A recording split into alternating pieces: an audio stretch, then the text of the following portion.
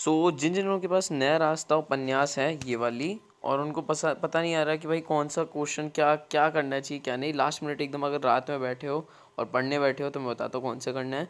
सबसे पहले तो अध्याय नंबर 6, जहाँ पर हम लोग सबसे पहले देखते हैं जब मीनू जो है हॉस्टल जाती है। इसके आने की प्रोबेबिलिटी कम है बट स्टिल प्रिपेयर कर लो इसे, क्योंकि अध्याय 6 में बहुत इंपॉर्टेंट चीज़ें दे रखी हैं कि मीनू कैसे जाती है हॉस्टल, उसका एडमिशन होता है, उसको क्या क्या पढ़ना है, क्या क्या, जैसे 10 दिन का जो टाइम था उसके पास, उसमें उसने किस तरह से तैयारियां करी, माता पिता उसके किस तरह से थे, ये सारी बातें। अध्याय 9 जहाँ पर सबसे पहले आपको बताया जाता है, वैसे तो अध्याय 8 में बताया जाता है कि उसकी शादी का कार्ड देने आई थी नीलिमा उसके हॉस्टल में, वो वाला पार्ट इतना इंपॉर्टेंट नहीं है, पर अध्याय 9 जिसमें शादी हुई थी वो वाला पार्ट इंपॉर्टेंट है। दीवार घड़ी वाला क्वेश्चन ज़रूर आ सकता है।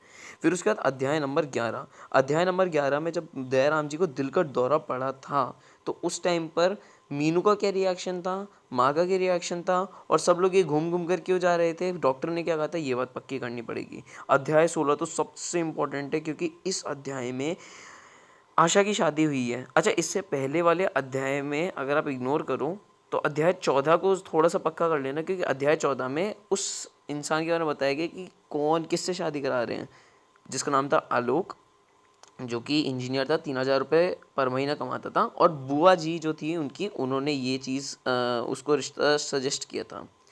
यहाँ अध्याय 11 में आपको मैक्सिमम क्वेश्चन इधर से इसके रिलेटेड मिलेंगे, तो ये तो पक्के रखना ही है। 11, 16, 17 एंड 18। अब ये 17-18 इसलिए पक्के रखने हैं क्योंकि यहाँ पर हम लोग को बताया जाता है कि अनूप जो पैदा हुआ था उनका बच्चा, उसका नामकरण क्या था, यहाँ से अमित से वो थोड़ा डायरेक्ट मिली थी, तो 17-18 आने की प्रोबेबिलिटी भी हो सकती है। एंड इसके बाद मेन इंपॉर्टेंट चैप्टर है अध्याय 20, जहाँ पर वो सबसे पहली बार मिली थी अमित से वर्चुअली बात करते हुए, तो ये one of the most important chapters हैं अध्याय 20। और बाकी की मैंने आपको बता दिए। नया रास्ता के पोर्शन से आप ये कर सकते हो, और एकांकी के पोर्शन से मैं आपको अगर बताऊँ तो एक तो दीपदान, दूसरा अगर आप चाहो तो मातृभूमि का मान कर लो, और तीसरा मोस्ट इम्पॉर्टेंट बहू की विदा। बहू की विदा अगर आपने कर ली, आपने मातृभूमि का मान कर लिया और ये दीपदान कर लिया तो बस सेल्फ सफिशिएंट है। अगर रात में पढ़ने बैठे हो, अभी टाइम हो रहा है 11 बजे, तो बस कर लो, वेरी बेस्ट।